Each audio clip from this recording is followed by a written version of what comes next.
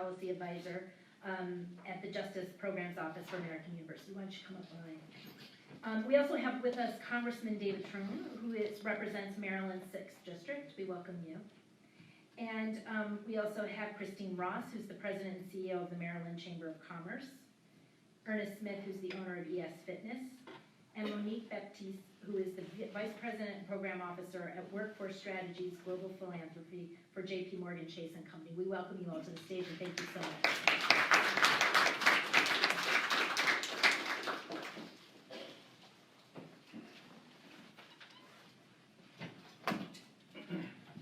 Good evening, everybody. Thank you for being here with us today. As Amy said, my name is Genevieve Citron. I'm a Senior Policy Advisor at the Justice Programs Office, and I just want to thank Amy and the Sine Institute and the U.S. Chamber of Commerce Foundation for reaching out and partnering, bringing us in as a partner on this really important topic and for this event this evening. For those of you who may not know, the Justice Programs Office is a center at the School of Public Affairs here at AU. And we work with the justice community to improve our justice policies and practices through translational research, collaboration, and through innovative solutions. Like I said, I'm very excited to be here with 4 great panelists to discuss second chance hiring and the prison to employment pipeline instead of having a pipeline that goes back to prison. So just to sort of set the stage a little bit and why we're here today. Over 1 in 3 American adults in America have a criminal record, which is over 75 million people. And as Michael said, there are 7.1 million jobs vacant today. We know that the unemployment rate for those with a criminal record is about 27%. So you have a lot of job openings, you have job seekers.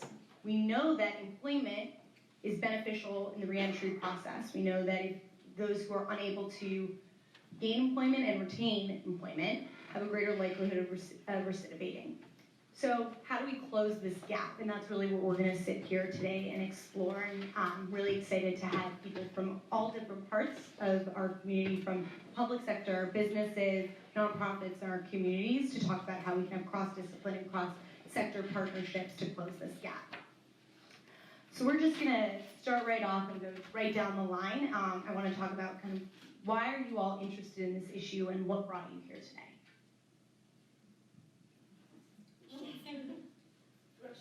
All right, we're going to go with you, Monique. Here we go. Jump right in there. Good evening, everyone. Monique Baptiste, VP Global Philanthropy at JPMorgan Chase. So I'm here actually representing kind of 2 sides of our house. One being, a large U.S.-based employer. So we consider ourselves a second chance employer.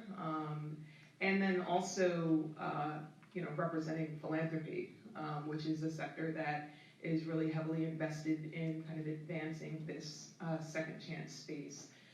And so I'll first talk as kind of an employer. So one of the things that we found is that we're in a really tough regulatory environment, needless to say. And so, we are in a lot of ways limited to kind of the policy environment in which we're navigating. And so that has actually informed a lot of our philanthropy, because the reality is that despite, I think, there being kind of a prevailing trend to have more employers do things like ban the box and create more employment opportunities for individuals with criminal histories, the regulatory and policy environment has not caught up to that as of yet. And so as a result, it's left employers in a lot of ways to be really creative on how we're solving for this issue. I mean, being a major employer in finance, there's already a considerable amount of candidates who have criminal histories who self-select out of our pool, who just automatically think, well, if I have a criminal background, I'm not going to be able to get that job, right? I'm not going to be qualified for that job.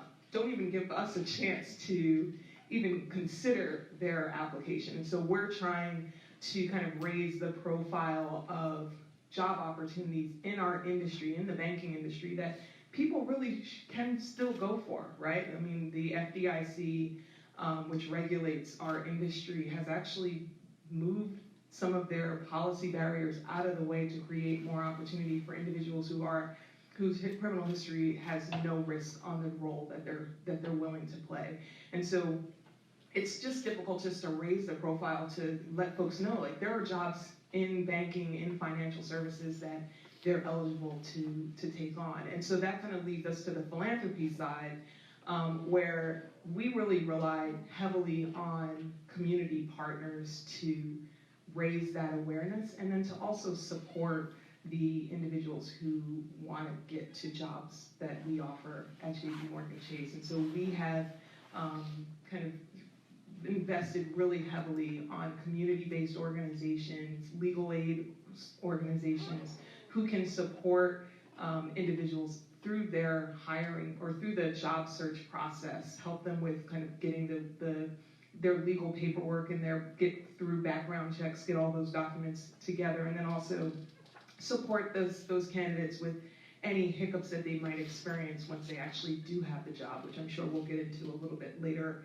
in the panel. But it's an environment that I think the sentiment of second chance hiring is ahead of the policy, and so we're really working to try to change that environment.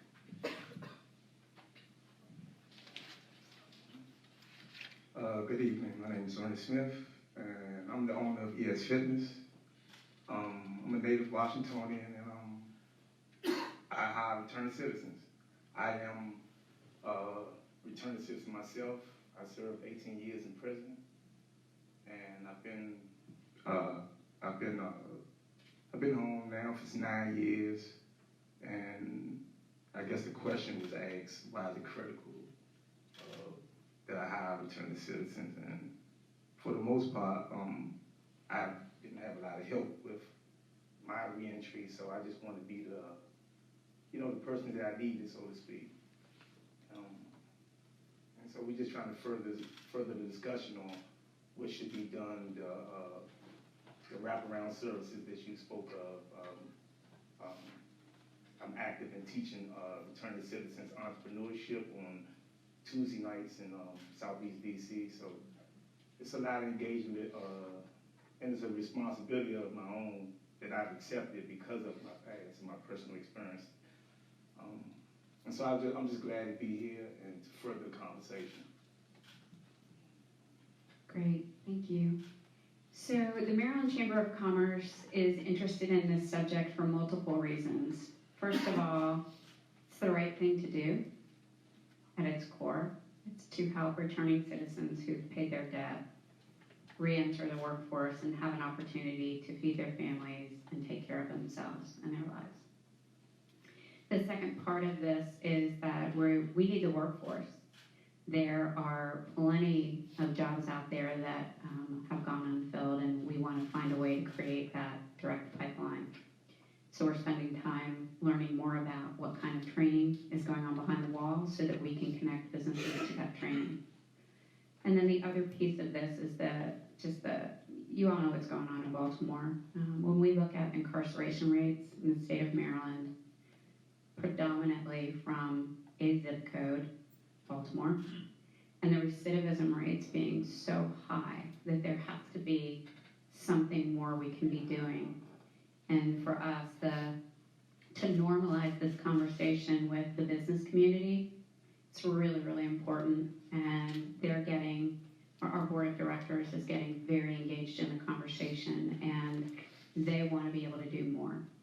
And we just know that society, it's going to have an impact on the families, the children, education, public safety, you name it. It's just going to improve everything. So that's why it's important to us. Good evening. My name is David Trone. It's great to be here tonight with other panelists. I appreciate everyone's interest in this subject. I'm here for a number of different reasons. First of all, I'm a trustee at American University, and I'm very honored to be there. And it's a great school you have. And I'm delighted to be able to help out whenever I can. Second reason is I actually was arrested 3 times 30 years ago, and went through, and my wife did, the torture of the damned. And at the end of the day, I was exonerated, basically because, one, I never did anything, but two, I had the financial resources, the education, and I'm white. Those are big advantages when you deal with the criminal justice system. So we have an unjust criminal justice system. There's no ends and ifs about it. That led me, in my business career, to build a company called Total Wine and More. My company now is in 26 states. I have 7,000 employees, and we do around $3.5 billion in sales. So out of that, I took the difficulty, the challenges, and turned that into a positive to be able to build a business. But now we got to give back. So at Total Wine and More, we've hired over 500 returning citizens. And guess what? As the Chamber spoke a minute ago, we've got a 14% better retention rate. Folks deserve a second chance. Then from that, we've joined the American Civil Liberties Union over 20 years ago, and we founded, through my foundation, the Trone Center for Criminal Justice in New York. And at the Trone Center, we work on all their criminal justice issues, from capital punishment to voters' rights, 3 strikes, you're out, etc., across the United States. And the last piece, of course, is in Congress. I'm a very focused congressman. I'm on 3 missions. Addiction with opioids, how we're going to move America from 70,000 deaths. Mental health, how we take away that stigma. Of course, it's co-occurring with addiction. And the third piece is criminal justice, because that's where so many folks land at the end of the day. So I'm working right now on what we call a Second Step Act, which I think we can make happen once we have a new administration. And we're also working on a sort of what I call a Baby Step Act, which is some things we can do on the corners, on the edges, before we get a new administration. And the other piece, of course, is, how we make the First Step Act actually effective, which hasn't really connected yet. So that's why I'm here. I'm delighted to be here. Thank you. So as you all have just heard, we have a wonderful lineup of panelists. So bear with me as we try to get as much out of them as we can. But I love how you talked about, Christine, normalizing this conversation. So often we are afraid of certain things and don't want to talk about the elephant in the room. And so as we talk about new partnerships, cross-sector and cross-discipline partnerships, can you talk a little bit about how you're engaging in these partnerships, how businesses can kind of be leaders in this space, and specifically what you at Maryland and the Chamber of Commerce there are doing to encourage new partnerships in this space? Sure. So for 2 sessions, we were trying to get employer protections passed in Maryland and weren't successful. And so I gathered my team together at the end of last session and said, we need to do something different. And so we invited a very diverse collection of folks who were trying to figure out whether they wanted to come to a meeting at the Maryland Chamber of Commerce, sort of the Job Opportunities Task Force and the NAACP, people we hadn't necessarily been on the same side of advocacy. And we convinced them that they needed to come because we had an important topic to talk to them about. And so we're now about 6 months into this Second Chance Task Force work with my colleague Ashley Duckman, who's here this evening. And more people keep asking to join the task force. Every time we have a meeting, emails get spread out. We get 3 or 4 more additions. And now we have businesses, we have elected officials, we have nonprofits, we have the Department of Labor, we have the correctional system. We've got a whole variety of folks who we are convening to collaborate with who have never been in the room with us. So it's really groundbreaking, and it's allowing us to create a coalition of people that maybe we'll be able to get this legislation over the line. And in the meantime, can you talk a little bit about what else you're doing while you're waiting on legislators to move some things forward? What else can we be doing to start promoting second chance hiring? So we had a meeting today that highlighted all of the assets that the Department of Labor in the state of Maryland has on this topic.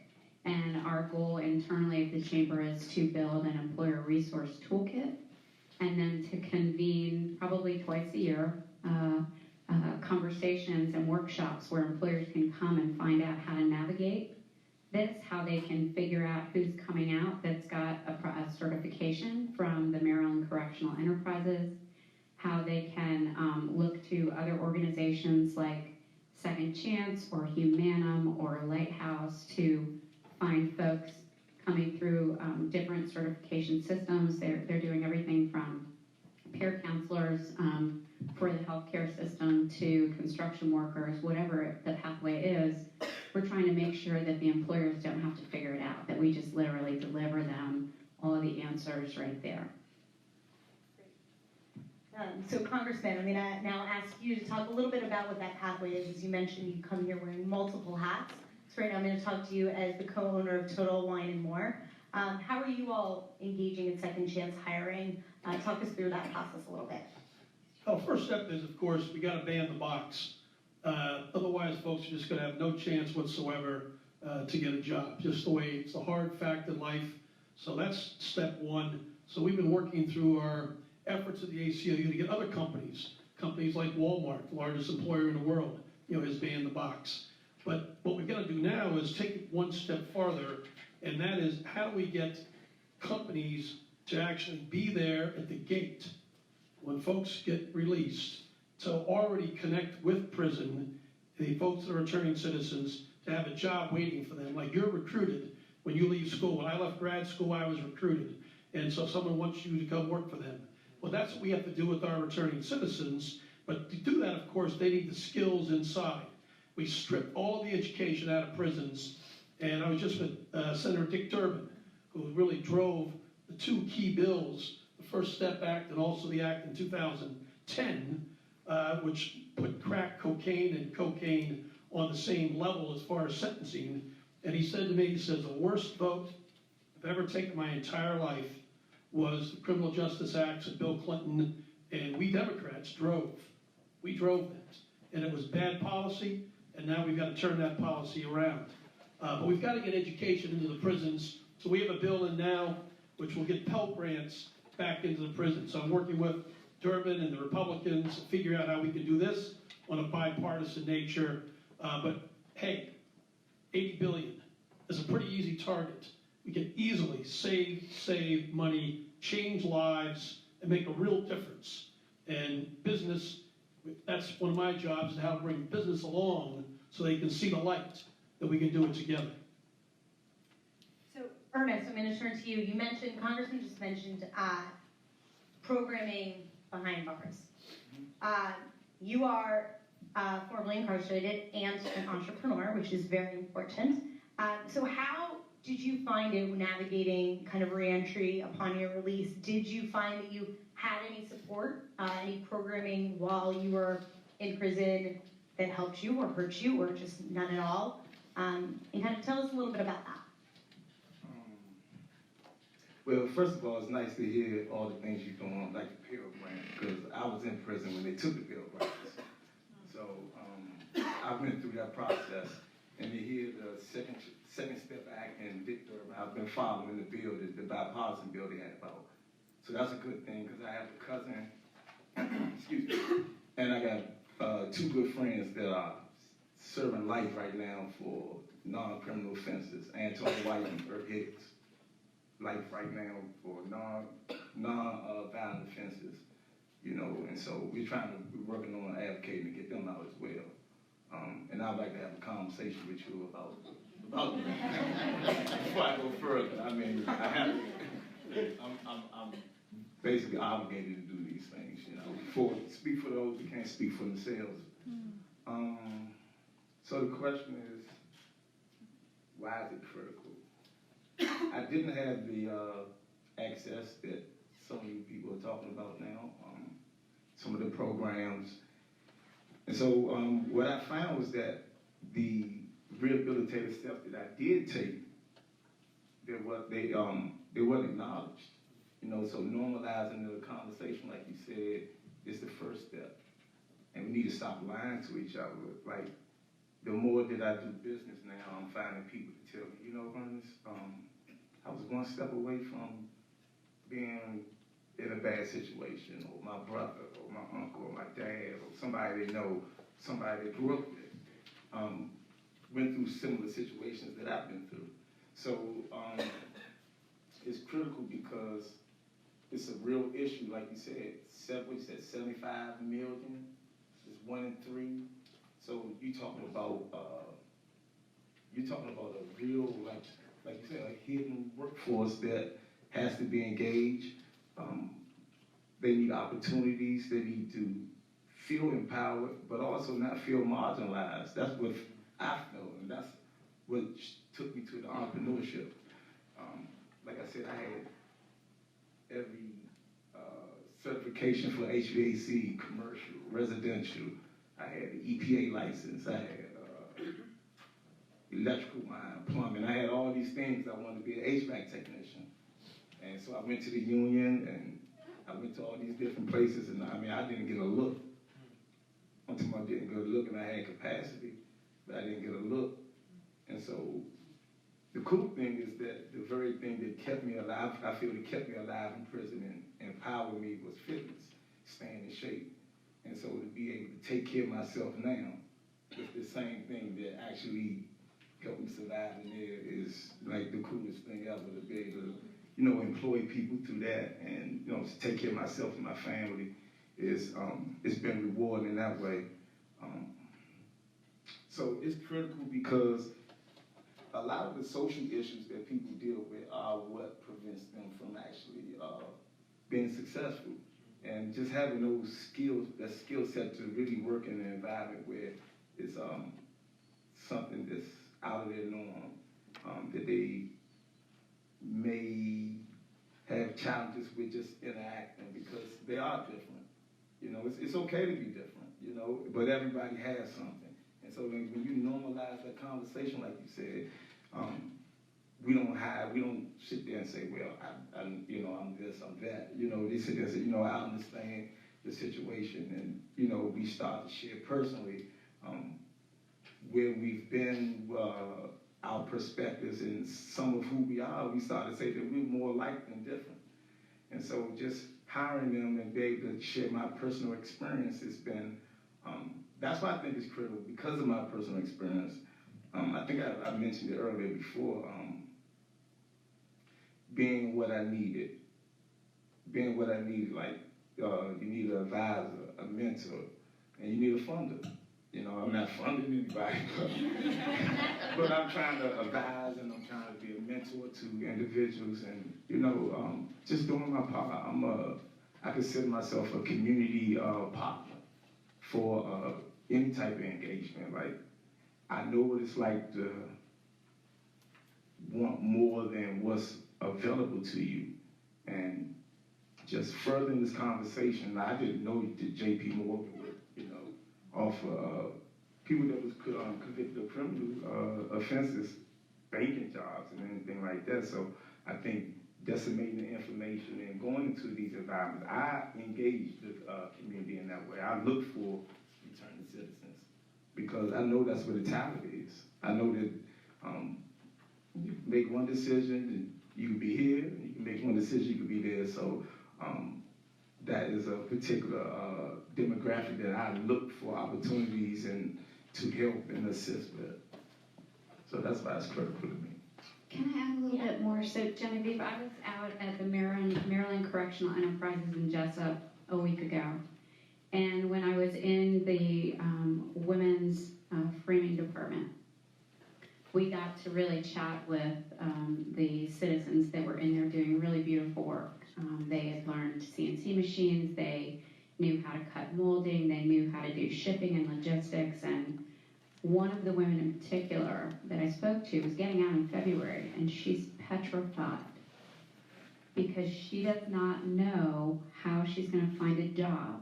And she knows that the job is the way for her to succeed. Now, fortunately for me, and actually I wish I knew Mark's last name, but the gentleman that started Second Chance in Baltimore was there. And I said, hang on a minute. And Second Chance, those are two great organizations for you to go and see. But she was like, do you have the contact information? So anyway, Mark wrote down his information for her. and said, just come to me. The day you get out, come to me. You don't have to stay with me forever, but I will be a pathway for you. I will help you transition. I will help you find housing. We'll get you started. And that really struck me, that these people are so frightened because they don't know how. They're going to get dropped off on a corner with, I don't know, 25 bucks in their pocket. It's insane that we don't provide a pathway. So I just wanted to share that. That's a really great point, and you highlight so many different things.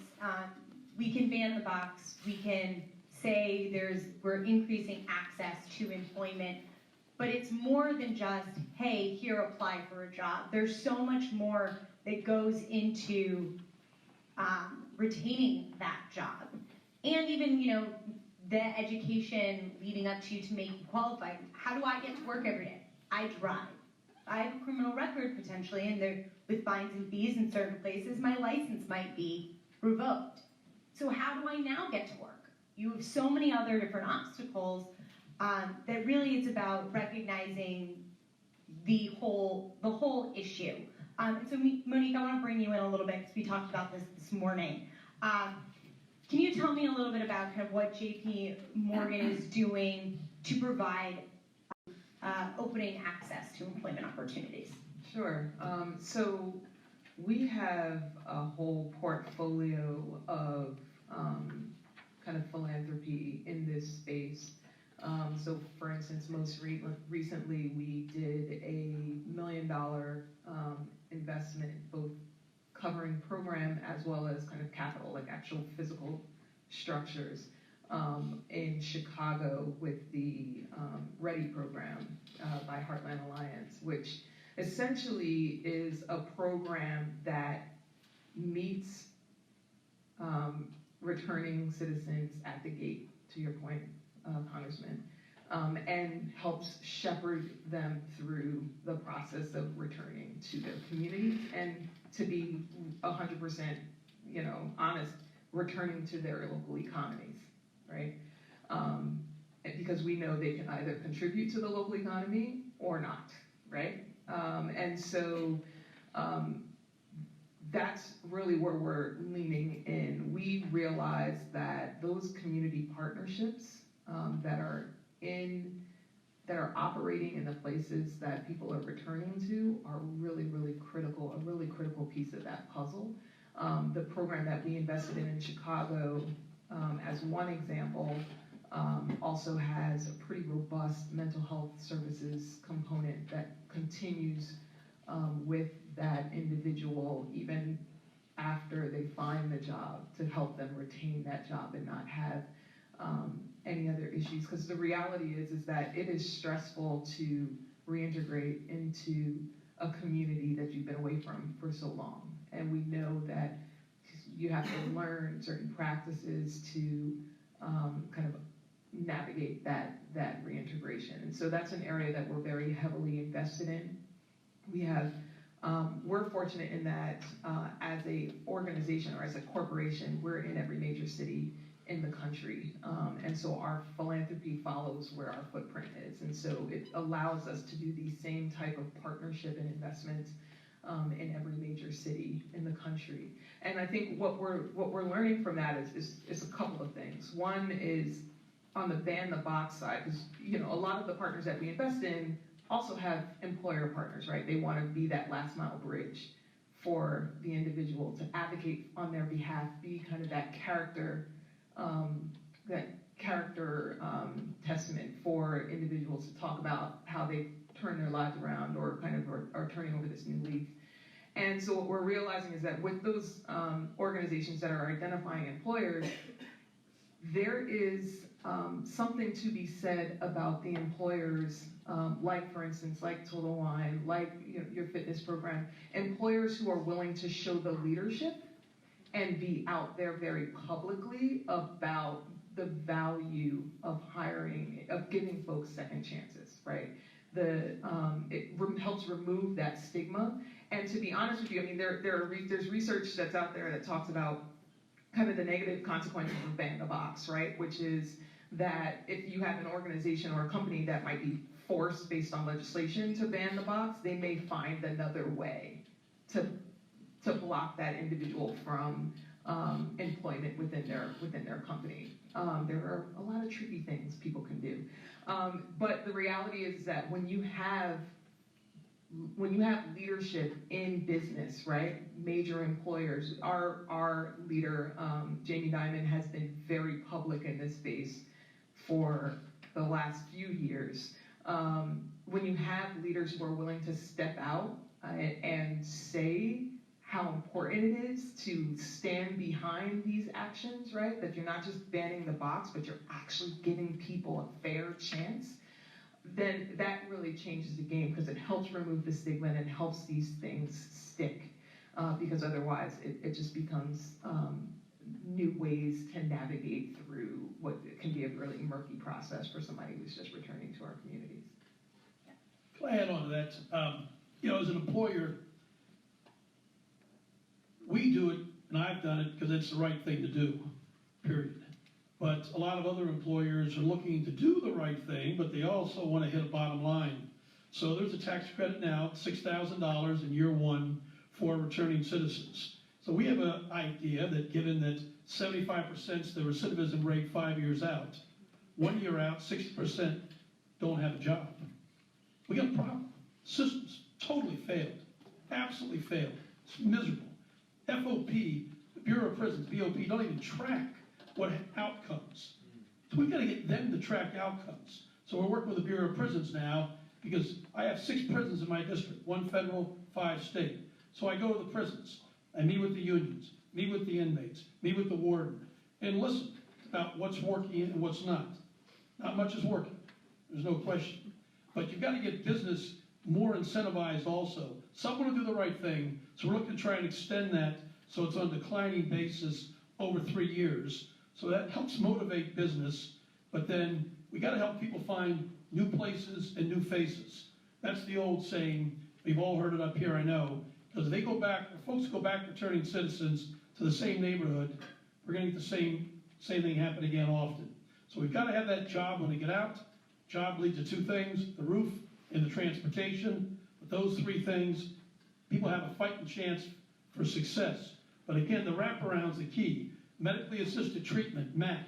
We've got to get MAT back into prisons, because addiction is following them to prisons. When they come back out, like my nephew died of fentanyl. He was arrested 5 times during that. So I dealt with those, dealt with his arrests. And when you come back out of being clean, and you take the same amount of heroin, guess what? Your body's not ready. And that's when it's laced with fentanyl. We have the ODs, then we have 49,000 deaths last year, on fentanyl alone. So there's a lot of medical work that has to be done on addiction into prisons, and of course, as you mentioned, Monique, mental health services. And so work with the head of NIH now, Joshua Gordon, on what NIH sees we need to do, because folks are living now with more anxiety, more depression, more trauma that they've had to go through, and then we expect them to be okay. Well, that's not going to work. We got to step up. It's our obligation. And you mentioned, both of you talked about the importance of leadership, and you both are strong leaders and wanting to do the right thing, wanting to push this forward.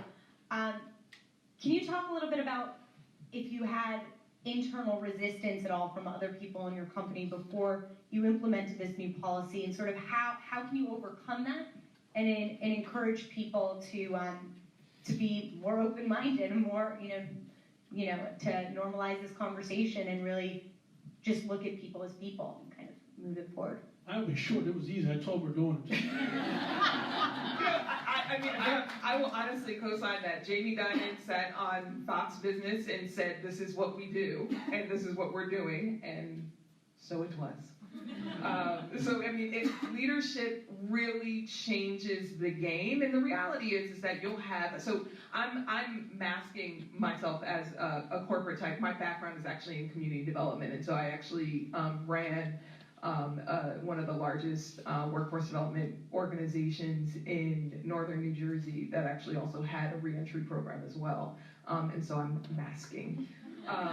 But the reality is that, to have a leader who says in very, very public places that gets retweeted a lot, there's a reverberating effect to that. And so for my job was then easy, which was, okay, Monique, go forth and, make sure that everybody has what they need to continue to move this agenda forward, and remove any barriers that might be in the way. And so leadership really plays a huge part in this. And obviously, both companies are doing very well. So as a business leader, maybe don't be so afraid of any backlash.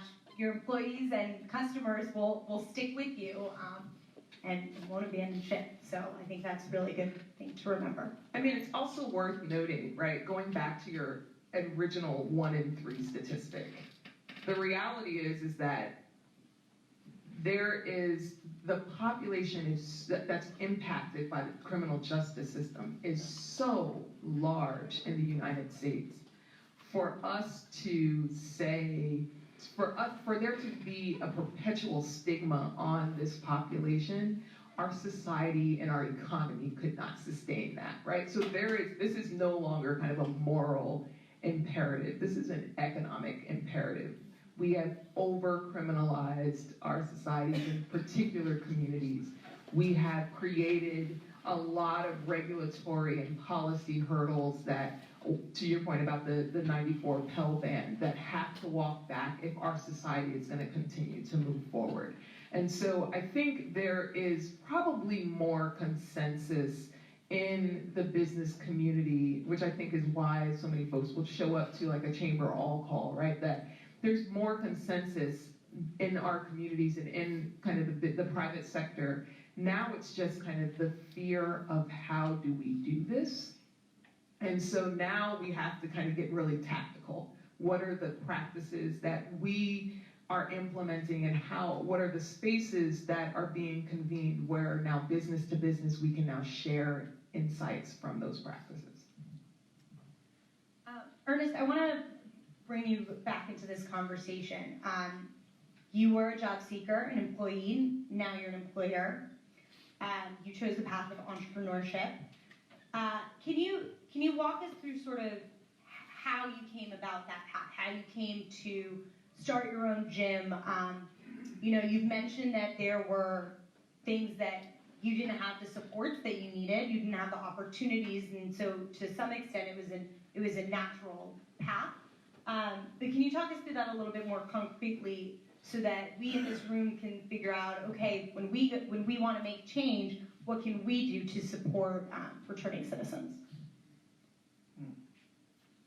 Well, for me, it was just being in a space where I didn't have a lot of opportunities, but I wanted to feel empowered. I wanted to do something that I was proud of on my own terms, because I know how I felt looking for jobs. I felt marginalized. I felt, I think I felt bad when I was being turned down a lot of times. And I knew I could do more. I knew I was more than capable. And so once I committed myself to what it is that I was going to do, it was just staying with it, really. It was just staying with it. One of the things that I think that would help if you take an interest in a person's whole life as opposed to just this skill set. Because some of the things that actually really hinder a lot of individuals when they come from prison is, and I know this from just being a business owner, when you learn about bills and stuff like that, you can't really focus. You can't really focus on the next task. You think about Maslow's hierarchy, and you say that those basic things, if those things aren't met, if you learn about where you're going to live, food, like just things that we don't even worry about, but I know guys that worry about these things. Having to stay in the halfway house or public law because you don't have nowhere to go. You're in the halfway house, but now you can't, when your time's up, you can't go nowhere because you have nowhere to go. So now you have to stay in there under public law. And those are issues that, when you're talking about your betterment, you learn about where I'm sleep, what I'm gonna eat, those things right there, as a grown man, you probably shouldn't be worrying about, well, you shouldn't be worrying about.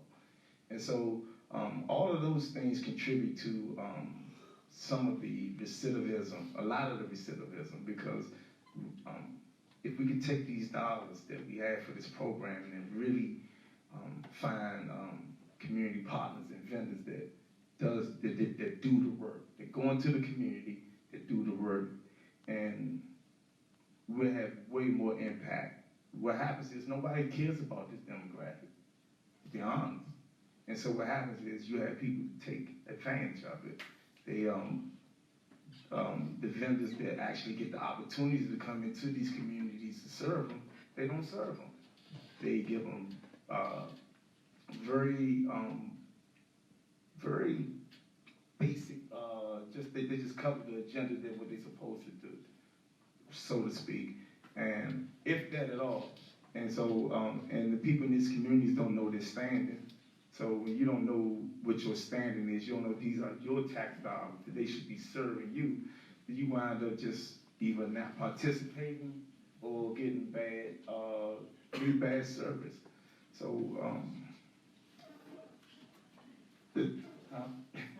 no, it's not. It's not. But when you have a community that nobody cares about, there's no accountability. Nobody's going to check them, so to speak. You're going to have them. You're going to have that. There's no oversight. So you need community partners. You need to go into these communities, like you said, normalize the conversation and find out who's doing the real work in these communities, and don't look at them as always an entitlement. Look for real partners, because there's real talent in these communities. There's real talent in prison. I like to say that I was talented,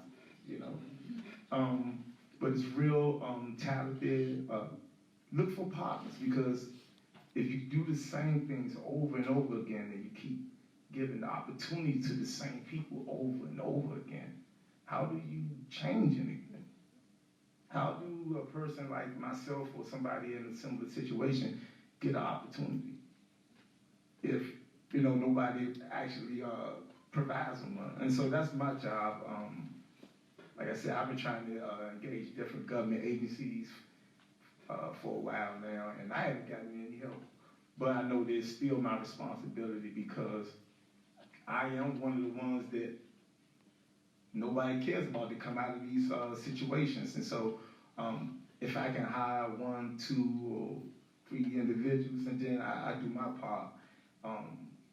If I teach or I train, whatever I can do to really service these individuals, because I know that some of them are going to do some great things. We have some individuals doing some great things. That's how I got here. I wasn't initially scheduled to speak. One of my mentees, he's a superstar. He's doing so many good things that he passed my name on to speak here today. And it's a lot of great talent in prison. I mean, and there's issues, without a doubt, but everybody has issues. And so if we normalize the conversation and start being real with each other, you will see individuals that start to say, you know what? This guy's all right, let's give him a shot. Thank you so much for sharing your story and being real and open. I think, you've hit it on the head. We need to bring new partners into this space. We need to look to the community, see who in the community is doing this work, who wants to be doing this work, and figure out how we can have some cross-discipline, cross-sector partnerships. So thank you for that. I'm going to give everybody a warning. We're going to have one final question down here, and then the audience, we're going to turn to you. So start thinking of some questions, please. So rapid fire down the line. Just final thoughts. What are some key practical takeaways for people in the audience? We have academics, we've got students, policymakers, business owners, community members. What can we do to push the ball forward even more? What are some specific things that we can do when we leave this room so that this conversation doesn't just stay here? Congressman, how do we start with you? Civic thing for the audience to do. You got to volunteer when you have an opportunity. I mean, if you're not going to, you guys are in college, you're working on getting the next job and moving forward, but You got to advocate and stand up for those that don't have a voice. I mean, that's really the key that, I didn't need a job when I ran for Congress. I ran for Congress. I'm just ticked off that nobody stands for those that are voiceless, and that's those in the addiction community, and that's those in the criminal justice community. And I think, in your way, in your job, and in your life, how you carry yourself, stand for those that are voiceless, because it's not happening. It's the right thing to do, and you'll feel better at night. You'll sleep better, and make a difference in your own way with your own company. Advocate, be an advocate for doing the right thing.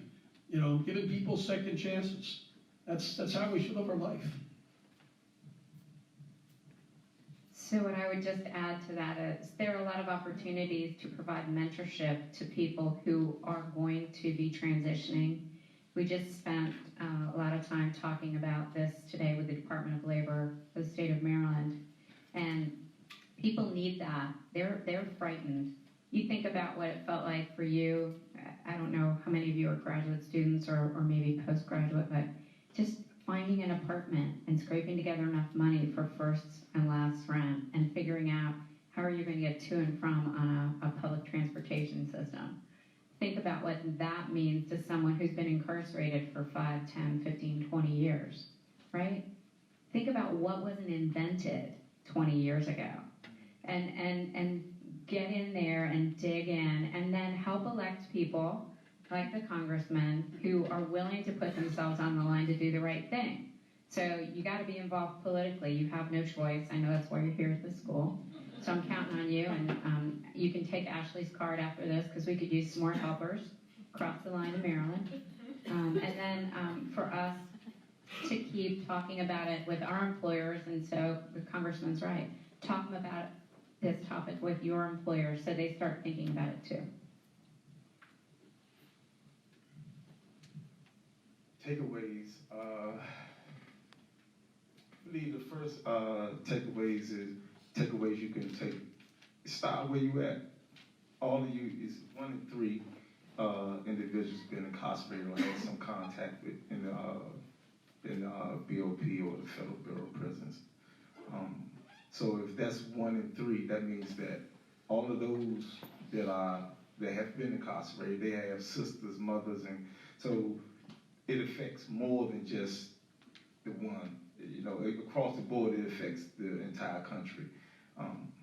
So someone that, or you're familiar with someone that comes from this situation. So you can start there. Start where you at. Start where you at. You know somebody that needs some help, that been through something. There's somebody that been to school with you or whatever. You can start right there. I think that's the biggest thing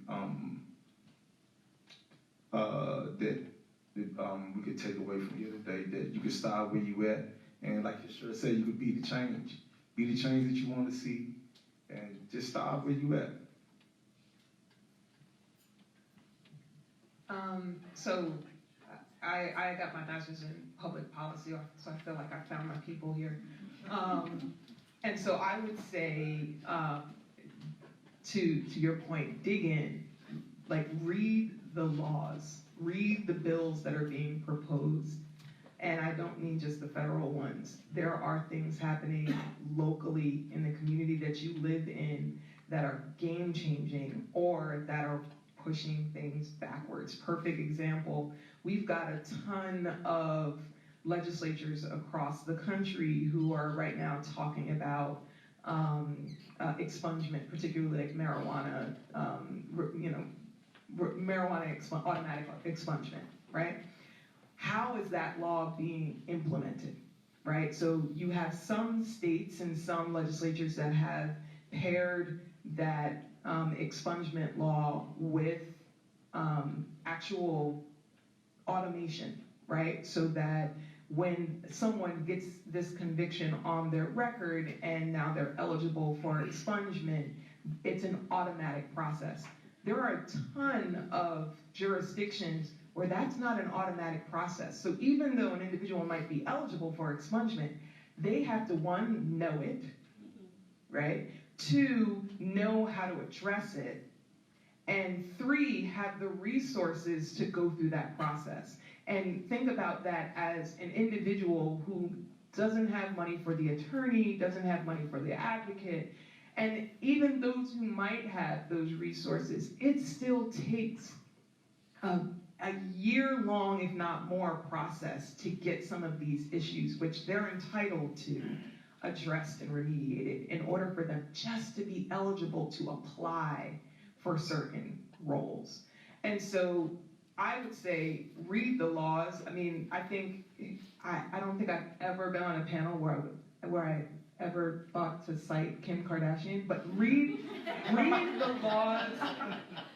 laws and find the stories that bring those laws and the challenges of those laws to life. We can find these stories. There are people with real experiences that are dealing with this every day, even at the smallest, this tiniest level, that if you can connect the issues with our legal system and with our laws and policies to the face of a person and then stand and put force behind them, social media, whatever you can do, you'd be surprised how incredibly impactful there is. Because we have an environment where a lot of our legislatures, a lot of our city councilors, a lot of our ombudsmen and governors and representatives are really interested in this, but they just don't know what's the thing that needs to be changed. Stand behind that, learn the laws, read the laws, find the stories, and start that advocacy. Thank you. So now I'm going to open it up to audience questions. If you have a question, please raise your hand. We have a mic floating around right here.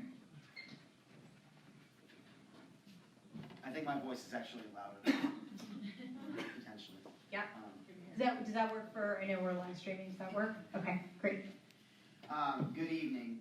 Thank you all for being here tonight. My name is Elliot Bell-Krasner. I'm a graduate of the School of Public Affairs with my master's degree in public policy.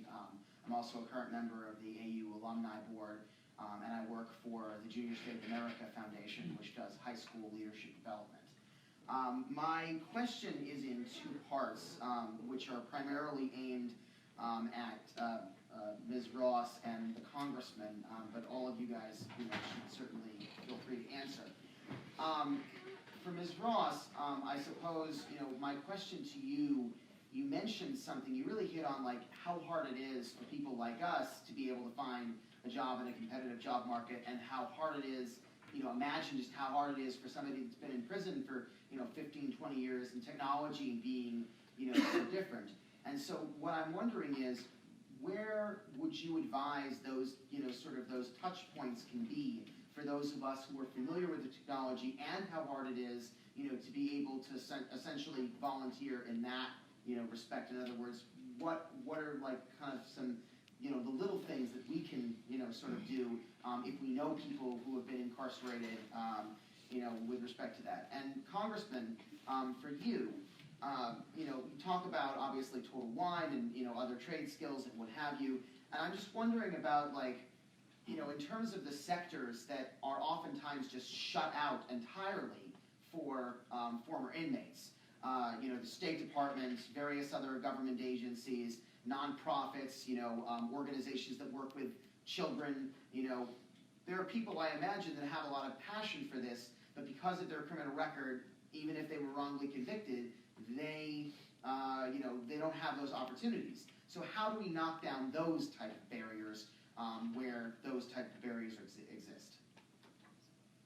Thank you for that question. So we just heard today from the Maryland Correctional Enterprises, the system through the Department of Labor, and they were talking about how they have 89, it's not an iPad, but whatever the generic form of an iPad is, not connected to the internet, in the entire incarceration system in Maryland. And they're excited about it because they are getting technology into the hands of people for the very first time. But think about that, 89 devices across the whole state. Now, this is groundbreaking for them. They are not allowed to be on the internet. They cannot have telephones. There's a whole host of reasons why access to technology could be really challenging. So they're having to balance getting those pieces of equipment into the hands of students who are now learning for their GEDs much more effectively and being able to prepare for and pass tests. So I don't know how you're going to necessarily help with the technology piece, but what I can tell you, in Maryland, for instance, you could volunteer for Lighthouse.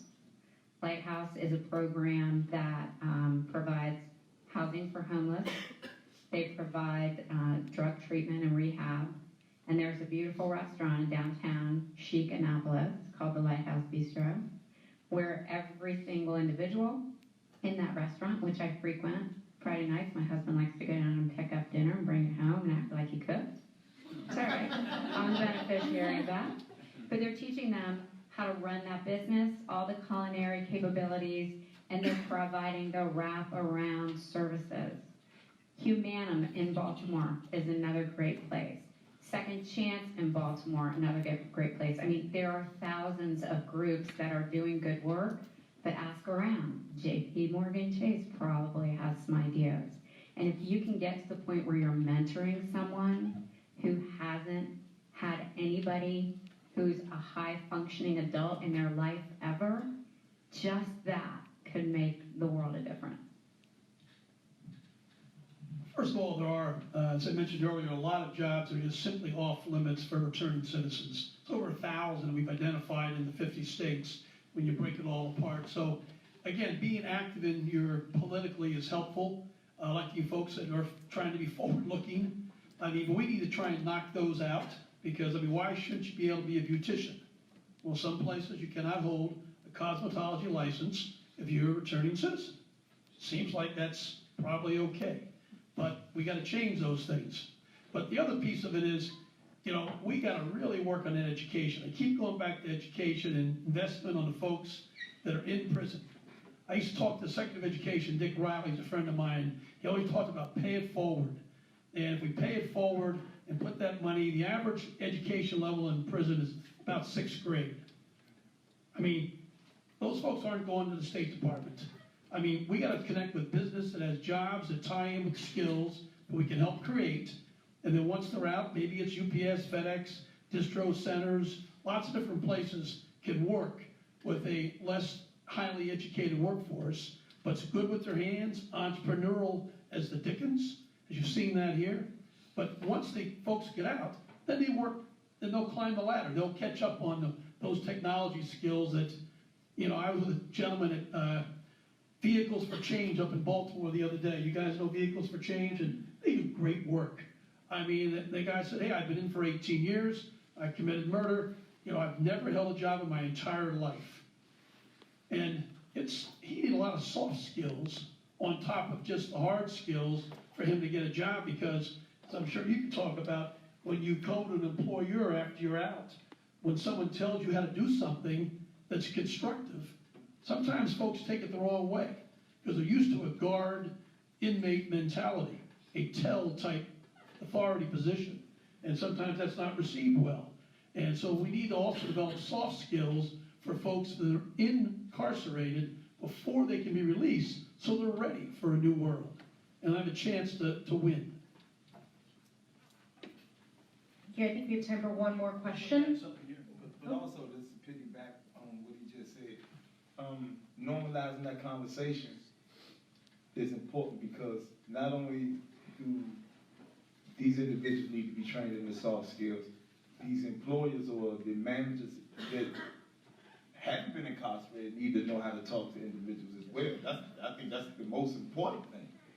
You know, they feel that they're going to shame an individual because of his past. So, I mean, to me, that's more the issue than the reverse. You know, in my experience, that's my experience. Totally. Time for one more question. You have someone over there?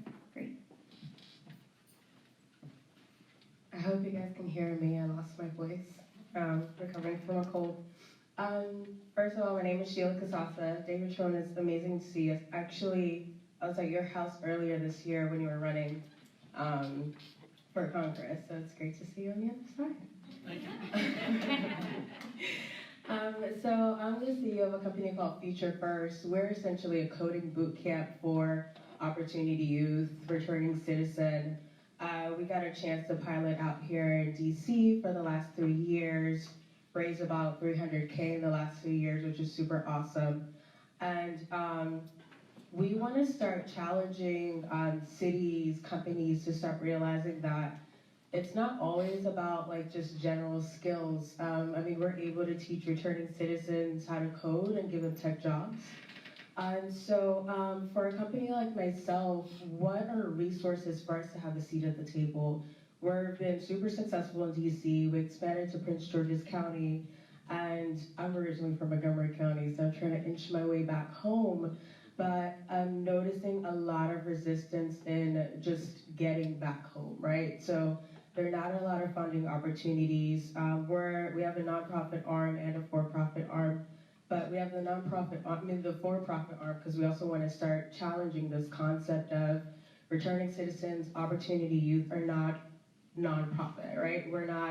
It's not a charity. So how do you also create sustainable opportunities like contracting partnerships with like JPMorgan and those initiatives, U.S. Chamber of Commerce, different kinds of partnerships to actually be a training facility like us, and then start actually connecting this population to tech jobs, tech careers that are going to be sustainable.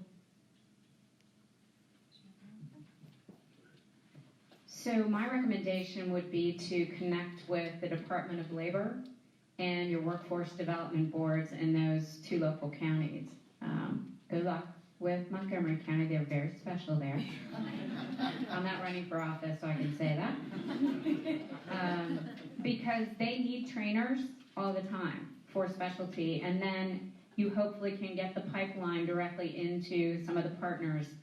We also know that large companies in the state of Maryland always want to do business with other minority small business owners. So talk to the folks at the Business Development Center. It's all over the state of Maryland, and it's free, and they can help connect you with those minority partnerships, because some of their funding is contingent upon them doing work with smaller organizations, and so you should be able to get some traction there. And just because you're a nonprofit doesn't mean you're not a business. Well, thank you guys all so much. I think this has been a really great conversation. We could talk for a lot longer, but got to be mindful of the time. But I think there's some great takeaways from this that we can all work on doing as soon as we leave this room. Volunteer, normalize this conversation, have the conversation, push yourself in uncomfortable settings. Even if you just talk to one new person and open their eyes about something, that's a start. Help raise awareness about the importance of providing second chances.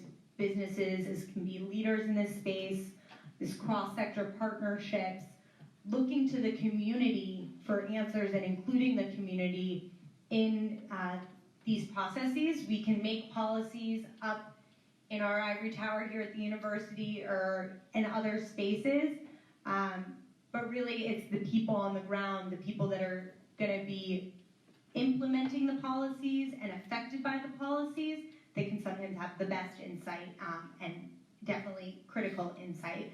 So I thank you all so much for coming tonight. I'm so thankful for the Sine Institute and the U.S. Chamber of Commerce Foundation for including JPO in this event and for convening such a great event. Thank you to all of the support staff through the events and logistics to help get this off. Thank you all for battling the rain and the traffic of DC to be here with us tonight, and really thank all of you on this stage for letting me be a part of this conversation and for taking the time to share your insight with the rest of us. So I hope everyone will stick around. There's going to be a reception in the hallway, I believe now. So please, let's keep this conversation going, and please join me in giving the panel